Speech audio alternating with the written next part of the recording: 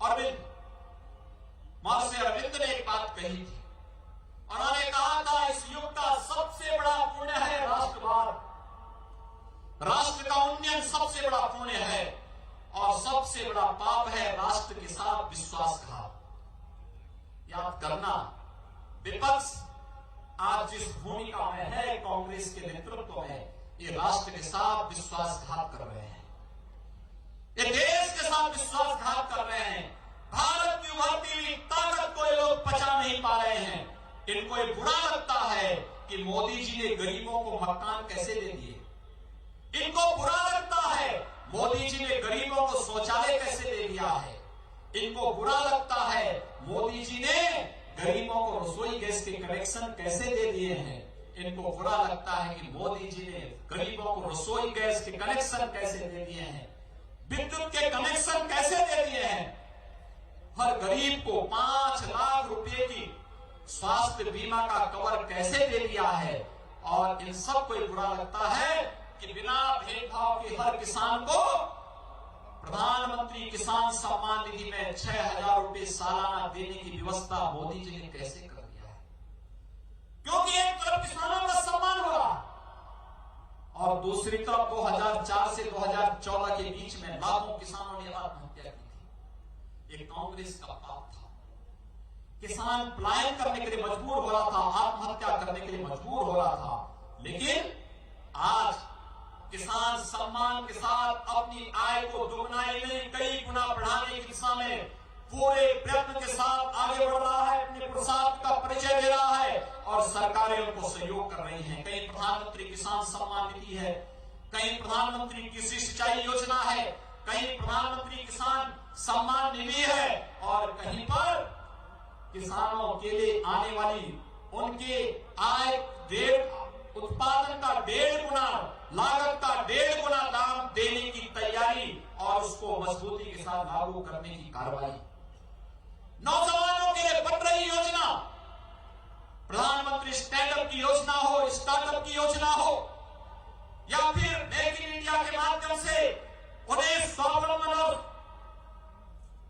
रोजगार की ओर उन्मुख करने की योजनाएं हो, तेजी के साथ आगे बढ़ी हैं।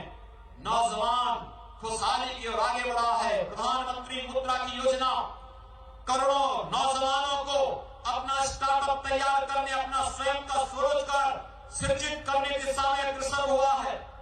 और यही नहीं, गरीबों के लिए देश के अंदर 5 वर्ष में मोदी जी ने 10 करोड़ परिवारों को एक शौचालय उपलब्ध करवाया।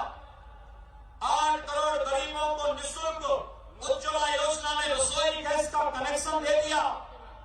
4 करोड़ परिवारों को विद्युत के निःशुल्क कनेक्शन उपलब्ध करवा दिए और 2 करोड़ गरीबों के मकान भी बना करके दे दिए। ये कार्य पहले नहीं हुआ था।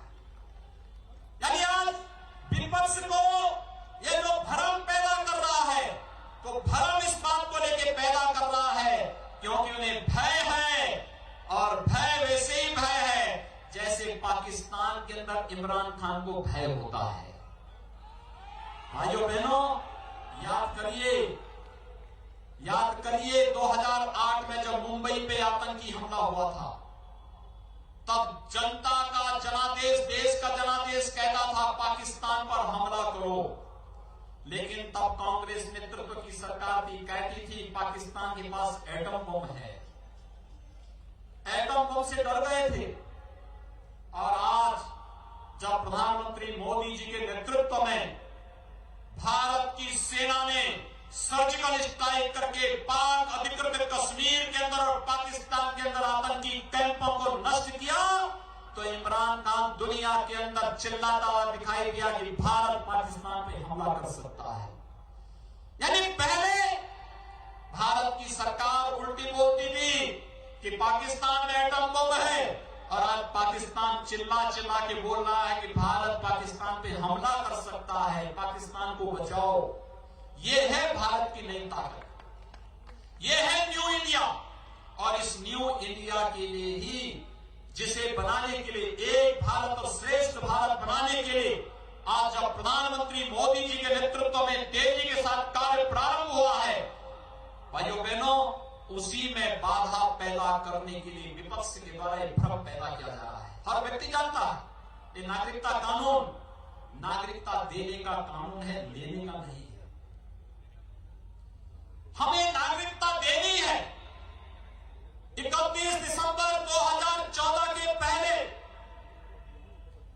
पाकिस्तान, अफगानिस्तान और बांग्लादेश से जो लोग धार्मिक प्रताड़ना के शिकार हुए थे और भारत के अंदर आ गए थे, उन्हें भारत की नागरिकता देनी है। इस दृष्टि नागरिकता कानून देने का कानून है, लेने का नहीं। लेकिन विपक्ष भ्रम पैदा कर रहा है कि नागरिकता ले ली जाएगी, भगा दिया जाएगा। इसके नाम पर जगह जगह धरना प्रदर्शन, आगजनी, तोड़फोड़ और अन्य प्रकार की अराजकता पैदा करने का प्रयास हुआ।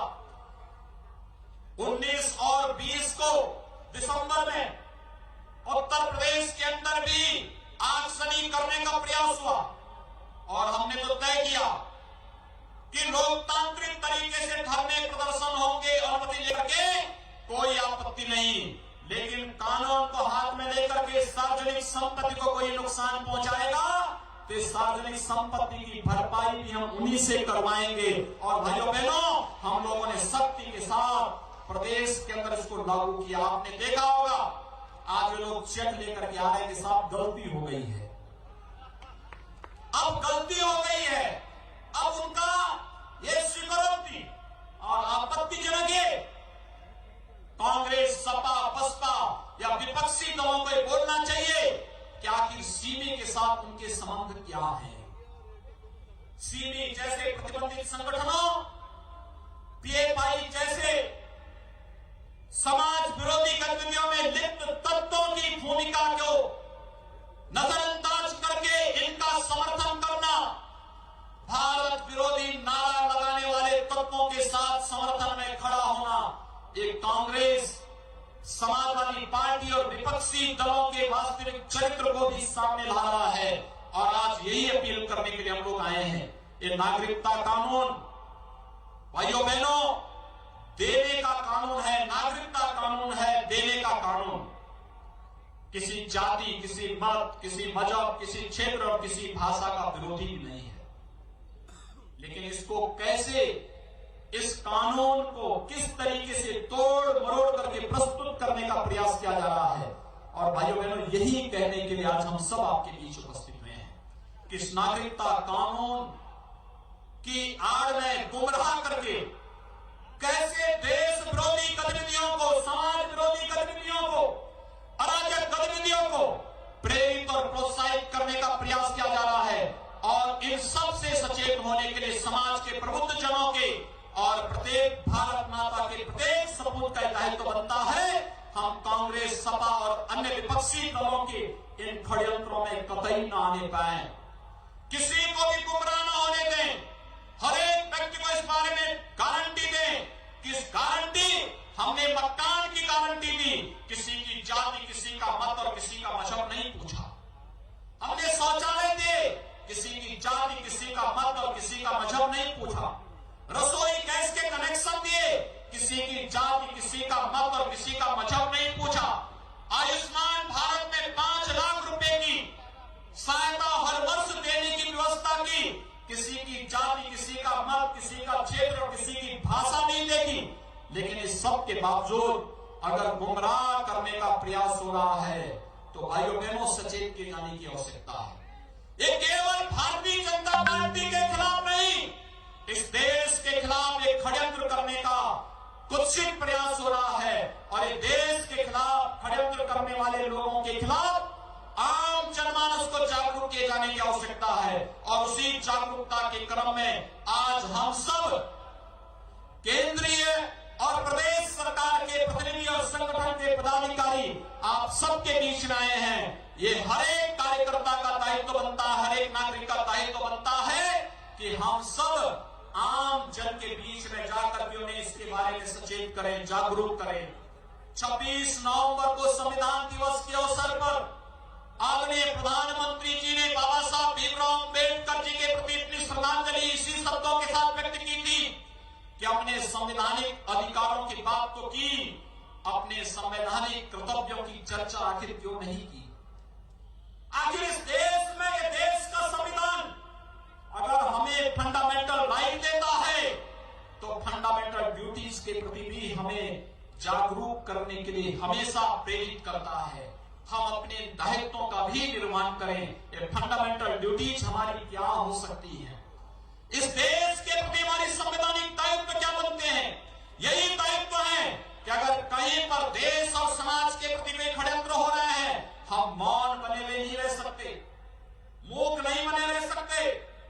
याद रखना, अगर अन्याय हो रहा है, अत्याचार हो रहा है, षड्यंत्र हो रहा है, देश के साथ धोखा हो रहा है और तब भी हम मौन बने हुए हैं, तो महाभारत की इस उक्ति को हमेशा स्मरण करने की आवश्यकता है।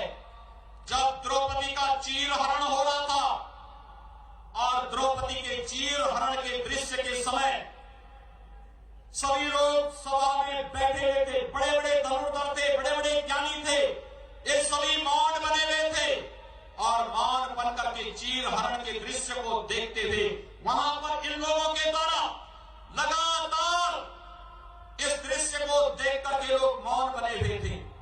उस समय भाइयों बहनों, उस समय द्रौपदी ने एक प्रश्न किया था, उस भरी सभा में एक प्रश्न किया था द्रौपदी ने, और द्रौपदी जी ने उस समय एक बात कही थी, और बात कही थी कि इस ताप का दोषी कौन, इस ताप का दोषी कौन। उन्होंने सभी उस सभा में बैठे हुए सभी मंत्रियों से, सभी पार्षदों से यही बात कही थी कि इस बात का आखिर दोषी कौन। भीष्म पितामह मौन थे, गुरु द्रोणाचार्य मौन थे, सभी केंद्रीय मंत्री, श्रीमती स्मृति ईरानी जी आ गई हैं, मैं आपकी ओर से उनका स्वागत करता हूं। और भाइयों बहनों, वहां पर जब ये बात हुई कि आखिर इसका दोषी कौन, कोई नहीं बोल रहा था, केवल और केवल उस समय विदुर खड़े हुए और विदुर ने कहा था कि तिहाई दोषी दोषियों का, अपराधियों का, तिहाई दोषी सहयोगियों का और तिहाई दोषी जो मौन थे वे भी हैं। और याद रखना, आज देश और समाज के खिलाफ होने वाले षड्यंत्र में जो हम मौन बने हुए हैं, उन सभी लोगों को मैं कहूंगा कि जो देश का चीरहरण करने का प्रयास हो रहा है, षड्यंत्रों के माध्यम से भ्रम पैदा करके, आगजनी के माध्यम से देश विरोधी और समाज विरोधी तत्वों का समर्थन करके उन सभी के वास्तविक चेहरे को समाज के सामने व्यक्त करना हमारा संवैधानिक दायित्व भी है। और उसी दायित्व का निर्वहन करने के लिए आज हम सब आपके बीच में आए हैं। मैं एक बार पुनः काशी की इस धरती पर, बाबा विश्वनाथ की इस धरती पर आप सभी का अभिनंदन करता हूं। नागरिकता कानून के बारे में हम इस भ्रम को दूर करने में सफल होंगे, इस विश्वास के साथ अपनी वाणी को विराम देता हूं। हर हर हर हर। हम सबके बीच केंद्रीय कैबिनेट मंत्री आदरणीय दीदी स्मृति ईरानी जी विराजमान हो चुकी हैं। मुख्य अतिथि के तौर पर हम सब उनका संबोधन सुनेंगे। इसके पूर्व मैं क्षेत्र अध्यक्ष को आमंत्रित करता हूं कि मुख्य अतिथि का स्वागत अभिनंदन आदरणीय क्षेत्र अध्यक्ष महेश श्रीवास्तव जी, मुख्य अतिथि दीदी स्मृति ईरानी जी का पुष्पगुच्छ और अंगवस्त्रम देकर के उनका स्वागत, अभिनंदन और वंदन करेंगे। क्षेत्र अध्यक्ष से निवेदन है, उत्तर प्रदेश सरकार के यशस्वी मुख्यमंत्री आदरणीय योगी आदित्यनाथ जी का, माननीय मुख्यमंत्री जी का अभिनंदन स्वागत करें। सभी मंचस्थ अतिथिगण का स्वागत अभिनंदन होना है, लेकिन बाकी बाद में अभिनंदन करेंगे। नहीं, मैं आदरणीय मुख्य अतिथि केंद्रीय कैबिनेट मंत्री दीदी स्मृति ईरानी जी का, जिन्होंने अमेठी में कांग्रेस के वंशवाद को धूल चटाया, राहुल गांधी को पराजित किया, दीदी के सम्मान में जोरदार जयकारा लगाएंगे। हरा हरा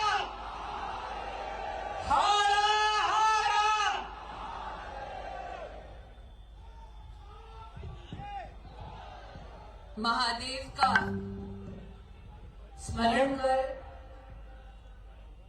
मां भवानी के चरणों में नमन कर आज मन प्रफुल्लित होता है कि उस धरती पर आप सबको संबोधित करने का सम्मान मुझे प्राप्त हुआ, जो प्राचीन भारत के संस्कार, हिंदुस्तान की सभ्यता और मानवता को परिभाषित करती हो। ऐसी पुण्य धरती काशी पर आज मां भारती की शान में प्रदेश के यशस्वी मुख्यमंत्री योगी जी के सानिध्य में सभी नागरिक भाई और बहन जो उपस्थित हैं, उन्हें इस मंच से मैं प्रणाम करती हूं, आपका वंदन एवं अभिनंदन करती हूं। ये सौभाग्य हमारा कि हमारे प्रदेश के अध्यक्ष स्वतंत्र जी ने आज एक बहन को स्वतंत्र रूप से अपनी भावनाओं को प्रकट करने का एक सम्मानजनक मौका दिया। ये शायद प्रभु की लीला है कि जिस दिन मैं आप सबको संबोधित कर रही हूं, वो उस एक दिन से दूर है जिस 19 जनवरी को साल 1990 में जम्मू कश्मीर में पाकिस्तान के इशारे पर कश्मीरी पंडितों के नरसंहार का, उन्हें जम्मू कश्मीर की धरती से निकालने का एक काला इतिहास हमारे देश का अंग बना। आज आप सब यहां पर उपस्थित हैं, नागरिकता संशोधन अधिनियम के संदर्भ में अपना समर्थन देश के प्रधानमंत्री और काशी के सांसद नरेंद्र मोदी को आशीर्वाद दे। ये शायद महादेव की इच्छा थी कि वर्षों से जो विषय ऐतिहासिक और राजनीतिक दृष्टि से समाज और राष्ट्र के सामने प्रश्न चिन्ह बनकर उभरे, उनका जवाब बनना काशी के सांसद के ही नसीब में था। और इसलिए आज इस पुण्य धरती से मैं देश के प्रधानमंत्री का आभार व्यक्त करती हूं कि उन बेटियों के संरक्षण में नागरिकता संशोधन अधिनियम हिंदुस्तान की हकीकत बना है, जिनकी चीखें वर्षों वर्ष तक कांग्रेस और उनके समर्थक दलों ने कभी नहीं सुनी। मैं अगर इतिहास के पन्ने पलटूं तो ये ध्यान में आता है कि साल 1947 में जब देश का विभाजन कर रहे थे अंग्रेज, तो वो मात्र एक ही बिंदु लेकर चल उठे कि अगर हिंदुस्तान को विश्व के अस्तित्व से मिटाना है तो विभाजन धर्म के आधार पर करें। गोरों की सीट को कांग्रेस पार्टी ने अपना संस्कार मान लिया, और वो लोग जो आज दुहाई देते हैं संविधान की, वो लोग जो आजकल तमाशा करते हैं नागरिकता संशोधन अधिनियम की आड़ में, उन्हें 72 साल बाद भी ये जवाब देना भारी पड़ता है कि जब देश आजाद हुआ तो धर्म के नाम पर इस देश का बंटवारा तुम्हारी पार्टी ने क्यों स्वीकार किया। ये लालच था कांग्रेस पार्टी का, क्योंकि उन्हें अपने परिवार के एक सदस्य को देश का प्रधानमंत्री बनाना था। वरना पूछे कोई उससे जो मातृभूमि को मां मानता है कि अगर कोई बाहर आकर तुमसे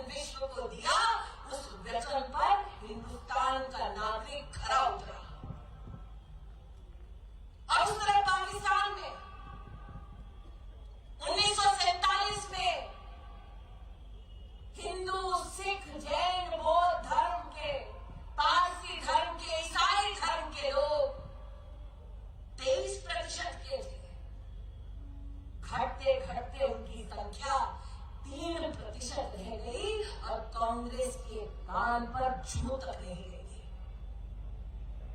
कितनी बेटियां ऐसी थी पाकिस्तान में जिनका बाप मात्र इतना कि उन्होंने हिंदू धर्म में जन्म लिया, उनको जबरन उनके घरों से उठाया गया, जबरन उनका धर्म परिवर्तित किया गया, जबरन उनका ब्याह रचाया गया और तब कांग्रेस सरकार ऐसी बेटियों के समर्थन में कुछ नहीं हुई।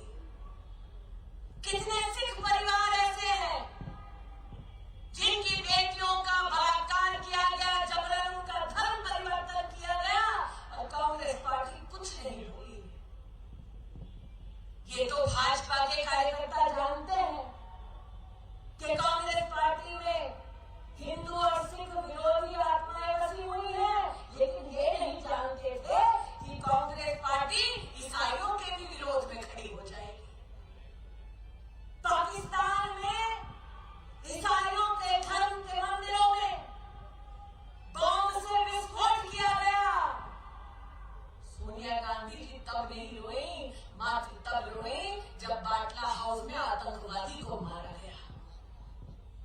और इसलिए आज जब देश के प्रधानमंत्री देश की संसद एक स्वर में कहती है कि हमें हिंदू हो, बौद्ध हो, जैन हो, ईसाई हो, सिख हो, पाकिस्तान के इन लोगों को नागरिकता देनी है, तो उसका विरोध कौन करती है? कांग्रेस पार्टी। योगी जी, कांग्रेस के कुछ नेता तो ऐसे हैं जो बनारस आके पैराशूट पॉलिटिक्स करते हैं। अमेठी में चुनाव के वक्त सड़क पर खड़े होकर जवाब रोड शो करते हैं तो नमाज पढ़ते हैं, बनारस में आकर शिवालय में दर्शन करते हैं। ये वो लोग हैं जो लोकसभा के चुनाव में चुनौती देते हैं।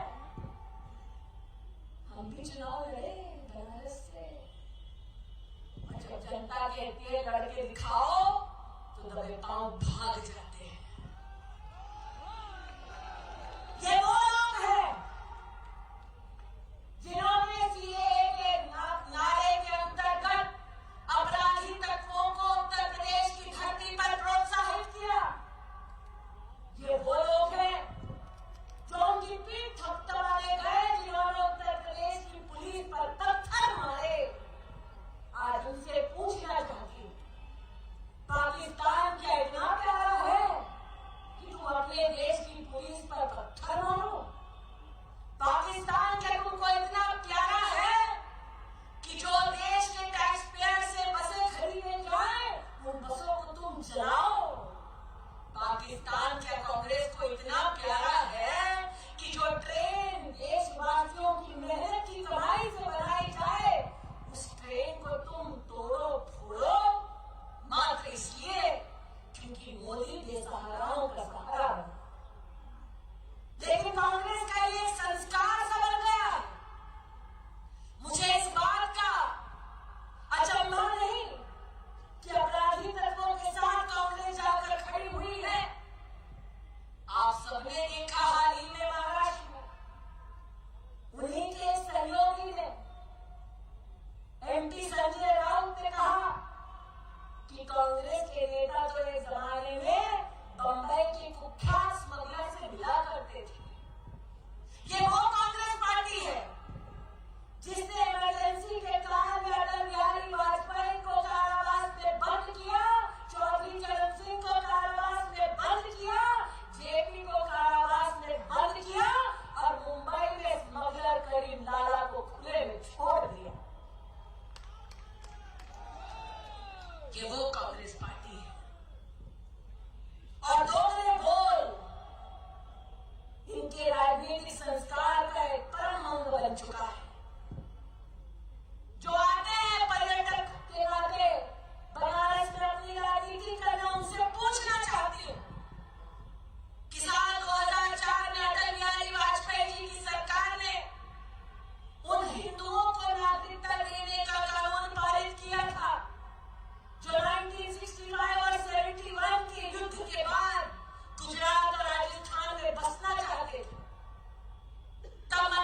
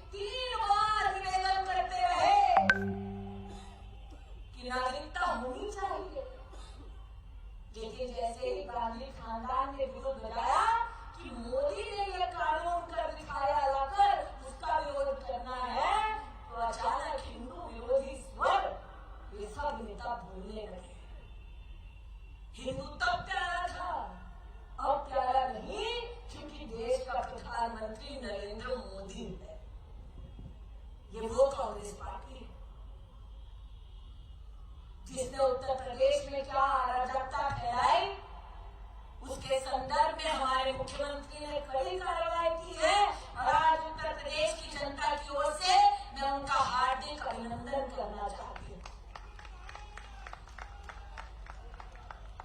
इसलिए आज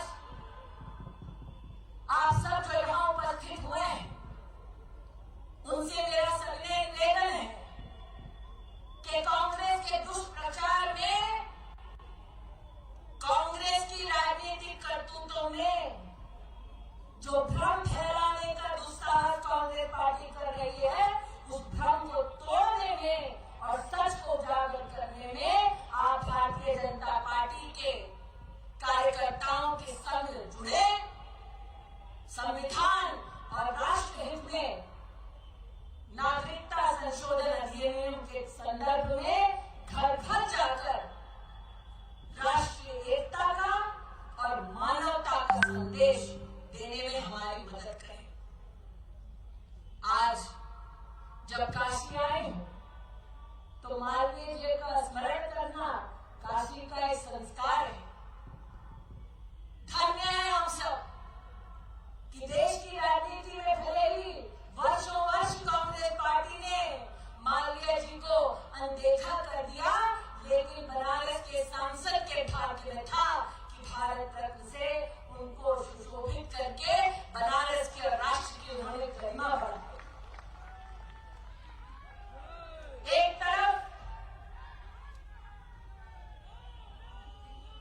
तरफ मालवीय जी का सम्मान करना, दूसरी ओर अम्बेडकर जी के नाम से पुण्य तीर्थों का निर्माण करवाना मात्र राष्ट्र में नहीं बल्कि अंतर्राष्ट्रीय स्तर पर उनके सम्मान को बढ़ाना। भारतीय जनता पार्टी की सरकारों ने ऐसे सुनहरे उदाहरण भारत की राजनीति के सामने प्रस्तुत किए। और दूसरी ओर जब कांग्रेस महाराष्ट्र में सत्ता में आई तो वीर सावरकर को भक्ति गालियां देते हुए कांग्रेस के सेवा दल ने एक पुस्तिका को प्रकाशित किया। ये वो वीर सावरकर है जिन्होंने अंडमान की जेल में अंग्रेजों से लाठियां खाई, बेट उनकी पीठ पर चलाए गए, कोल्हू के बेल के साथ उन्हें बांधा गया, हाथ में हथकड़ी लगाकर दिनों दिन उन्हें खड़ा रखा गया, ना पानी दिया गया, ना खाने को कुछ दिया गया। ऐसे महान राष्ट्र संत स्वतंत्रता सेनानी को कांग्रेस पार्टी ने लज्जित करने का दुस्साहस किया। और वो व्यक्ति जिसको अमेठी की जनता ने भगाया है, वो व्यक्ति दिल्ली में जाकर कहता है मैं माफी नहीं मांगूंगा, मैं राहुल सावरकर नहीं हूं। मैं आज राहुल गांधी से कहना चाहती हूं तुम्हारी 10 पुश्तें आकर भी खत्म हो जाए तो सावरकर जैसा साहस तुमने नहीं हो पाएगा। इसलिए आज जनता से, कार्यकर्ता से आह्वान करने आई। आपने नरेंद्र मोदी के नेतृत्व को आशीर्वाद दिया तो नरेंद्र मोदी प्रताड़ित हिंदू, सिख, ईसाई, बौद्ध, जैन, पारसी परिवारों को संरक्षित हिंदुस्तान में कर सके। आपने नरेंद्र मोदी को आशीर्वाद दिया 23 साल से त्रिपुरा में बसे हुए ब्रू संप्रदाय के 34,000 नागरिकों को पहली बार उनका अधिकार अगर मिला तो नरेंद्र मोदी की वजह से मिला। आपने नरेंद्र मोदी को आशीर्वाद दिया, इसीलिए धारा 370 जो किसी ने सपने में भी नहीं सोचा था, उसे हटाने का पुण्य काम नरेंद्र मोदी की सरकार ने किया। यूं ही आपका आशीर्वाद बना रहे, राष्ट्र हित में सदैव हम कार्यरत रहे। आज जनता जनार्दन से यही आशीर्वाद मांगते हुए, बाबा के चरणों में नमन करते हुए, शीश झुकाते हुए अपनी वाणी को विराम देती हूँ। जय हिंद, जय भारत, बोलो भारत माता की। अब काशी में जाते जाते योगी जी को